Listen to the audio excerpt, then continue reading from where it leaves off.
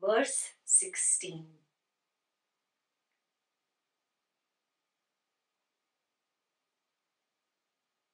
Sakshina purato bhati lingam dehena samyutam chiti chaya samavesha jivasyad vyavaharika.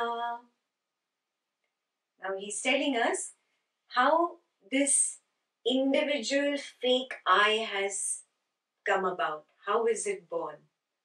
So, because my subtle body is very close to the Brahman, because of the proximity of the two. They're so close, it's very difficult for the body-mind complex to distinguish itself from the witness. That is why you find it very difficult. In one moment you recognize you're the witness and next moment it's gone. Because you recognize and then what happens? The mind formulates a sentence that I now know the knower or I am the witness. But to even formulate the sentence, where did I have to come? I had to jump in the front and I became the fake I. Do you see this? The distance is not very far. They are intermingled. Yes? And that proximity causes the confusion. Because of that confusion, I feel I am. I am the body. I am a doctor. I am a wife. I am whatever, somebody's daughter. The I and the I am starts developing. And that's how the jiva is formed. So what is the jiva here?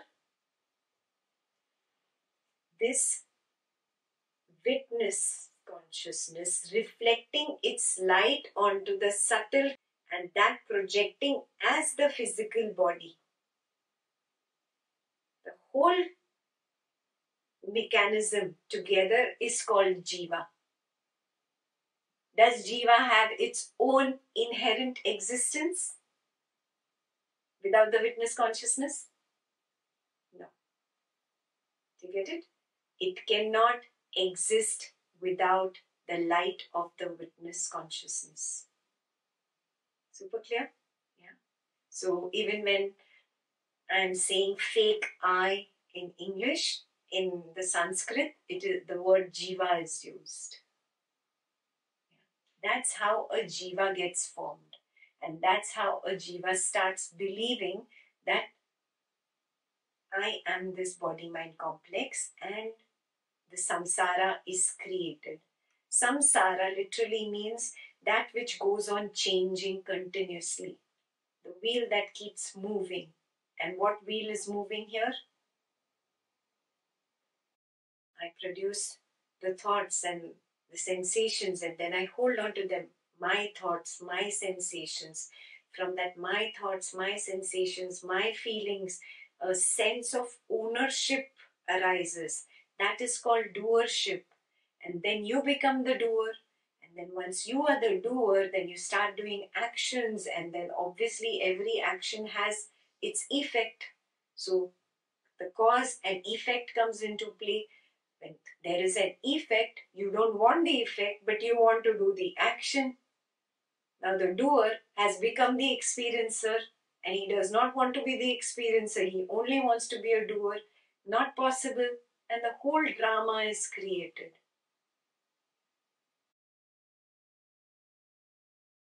He receives his karma phalam, or he has to go through the fruits of certain actions. And going through these fruits of certain actions, he's happy, sad, up, down, does not like it, all that happens. The only way, according to Advaita, to stop this cycle is to recognize I am the witness. I am not this body-mind complex, and disassociate from it. Disassociate means what? I stop living in my family, run away to the Himalayas? No, I'll find another family over there. Yeah, people think that they will not form a family here. They go into an ashram. The same drama is happening in the ashram. You might not be married, but you're really fighting like husband and wife over there. Even worse. Same politics, same craving, same aversion, same nonsense going on. So you are not really out of that drama by running away from home. It does not work. It does not work. Yeah. So how do you need to do it? By being in the samsara, I disassociate from this body, mind, ego. It continues to do what it has to do according to its previous karmas. Previous karmas, Big Bang, remember? Seeds are there. Those seeds will keep sprouting at its own time. Yes? I will have to go through that prarabdha karma. Prarabdha karma is in the form of this body. Yeah? And all the karmas that came with this body. So even if I get enlightened in the middle of my life, I will have to continue till the end of this body's life. And how do I continue? Being the witness. There is a warning given that you can still fall from here. You can still get attracted towards the old habit patterns coming up. You can still become a fallen yogi now. Yeah. So one has to become very clear that I have to be the witness constantly. It's not something that I do and I'm done in one night. Yeah? It's a constant practice. It is an endless practice. It goes on and on and on. There is no end. Yes. And it's wonderful that there is no end. Because if there were an end, you would say, oh, I'm enlightened, job is done. Because there is no end, nobody can claim that they are fully enlightened. What fun, no?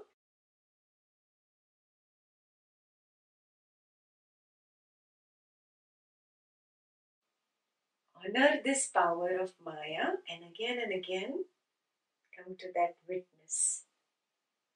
Recognize that there is the veiling power which is always there. That's why I tell you make notes. Why do I tell you make notes? What happens? In the first 5 minutes, I got it. Oh, what you're saying. Yes, I got it. You wrote it down. What happens after 5 minutes? The veiling power of Maya comes and there you've forgotten it. But you have it in your notes which can bring back that memory. Yes? It's called smriti. It brings back that same memory and again it brings back the memory and again it brings back the memory. That's how the jnanis, those who walk the path of jnana yoga, they actually manage to overcome the veiling of Maya and reach this understanding. Yes, I'm just giving you a small example of making notes. It's not just notes. Re-emphasizing something again and again and again and again and again and again and again takes you there.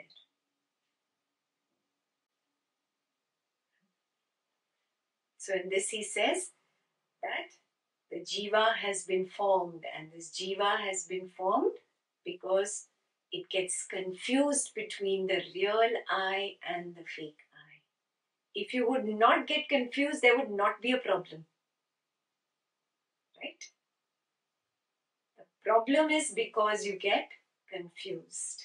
And lots of people in the one-on-ones asked me, why do I forget? I understand, I come for the retreat. You explained it to me in Buddha, I did it. And then I go home and I've forgotten. And again, then you send me an email with my one-on-one next Buddha instructions. And then I start practicing, then I get it. And then again it's gone. This is the reason, the veiling power of Maya.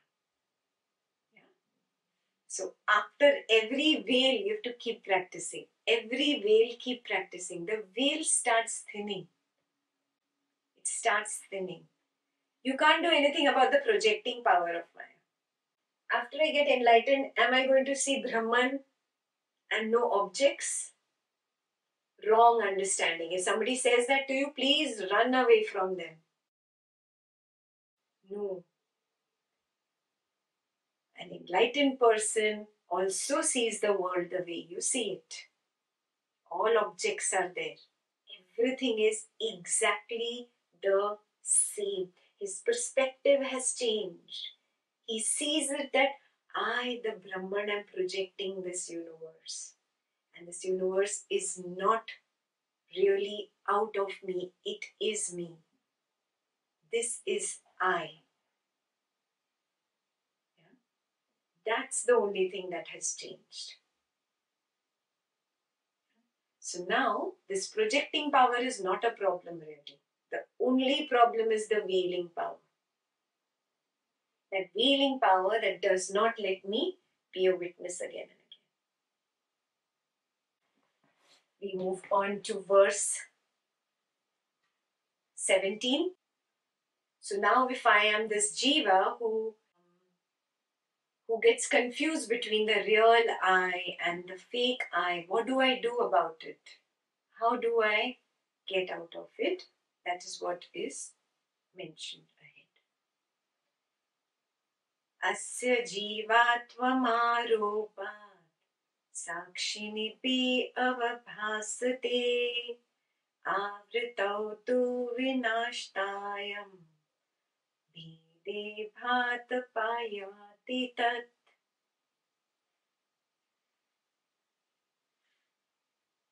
Like we saw the snake and the rope. Because of my ignorance, there was superimposition of an imaginary snake on the real rope. Similarly, because of the ignorance which is inherent in Brahman, Maya comes up and there is veiling. Who is Brahman here? I am Brahman.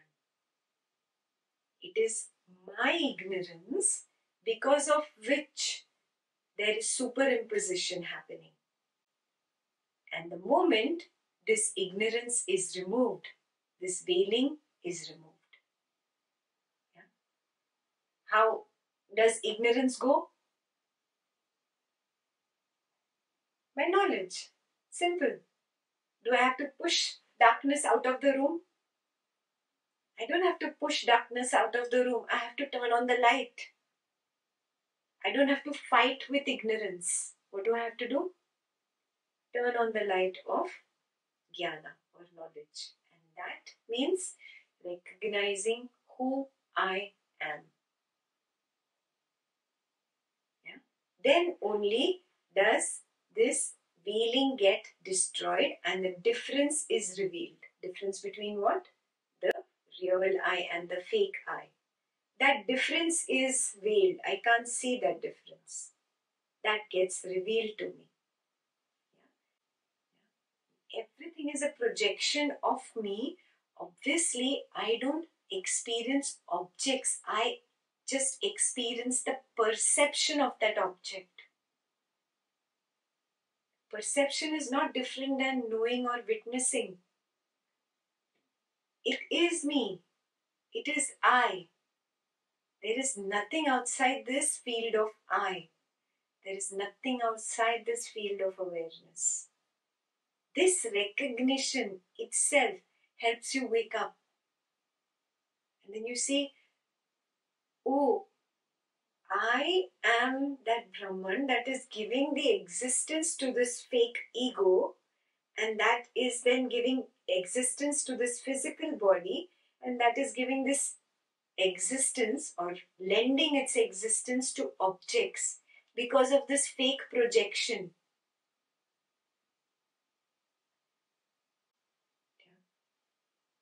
So now the question arises, so when I get enlightened, do I stop projecting? Projecting will never stop. I answered this already. Why? Because it is a part of this body's karma, prarabdha karma. So the projection is not going to stop from my side. But what can be done? The veiling that is there, that can be thinned down and removed.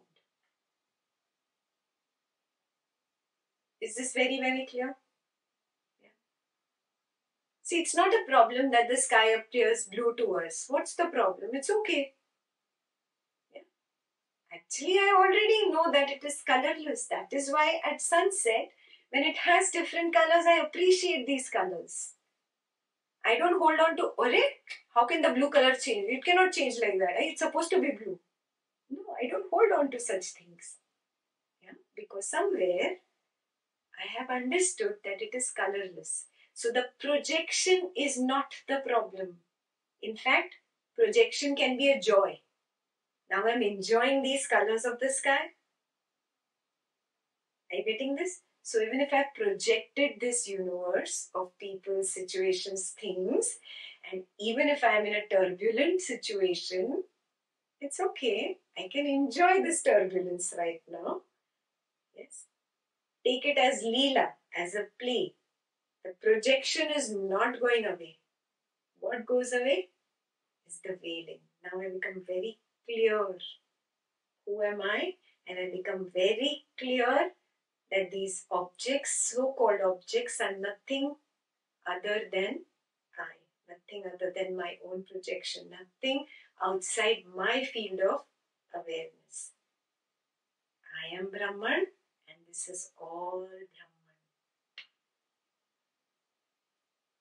It becomes so crystal clear and becomes so easy to live after that.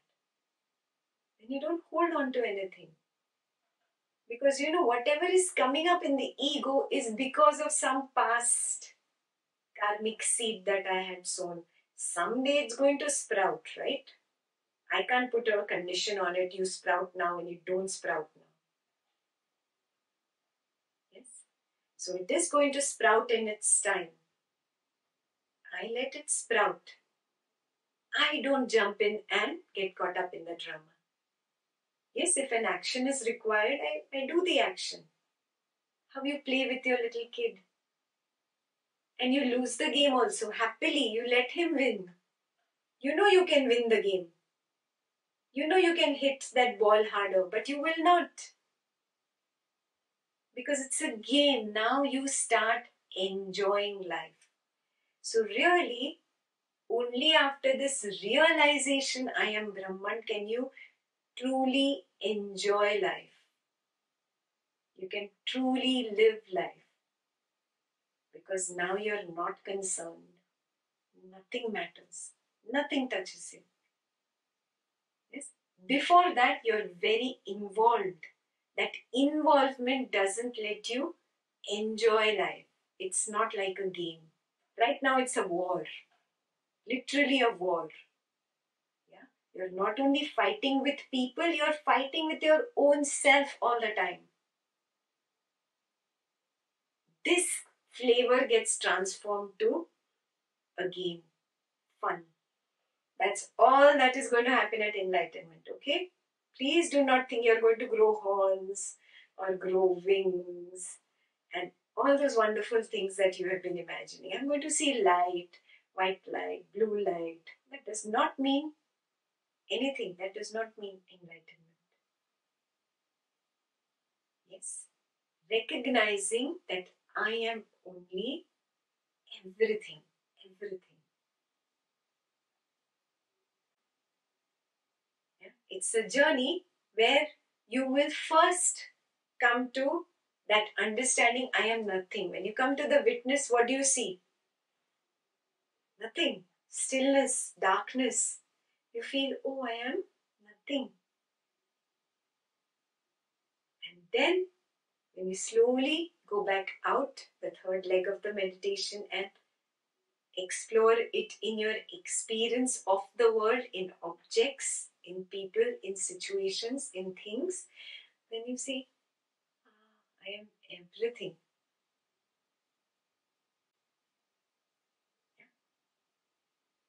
So let it flower. If Advaita has worked for you so far, let it flower. How? Now, this automatic witnessing will start happening in life because you've heard it enough now. Practice it for 2 weeks. So it will start happening. Let it happen. And you will start noticing there is a void all around. An absolute stillness, a quietness, a space of quietness in which noise comes up. Noise will be your family member, your neighbor, your teacher, your boss, your friend, whatever. A thing, your phone breaks, your car breaks, noise. This is all noise. Noise arises, noise is there for a while, and it becomes stillness again, shunyata again. Yeah? This is what the Buddha called the perfect shunyata. After the purnata also has to go away and it becomes shunyata. Yeah? Just different descriptions of the same end result.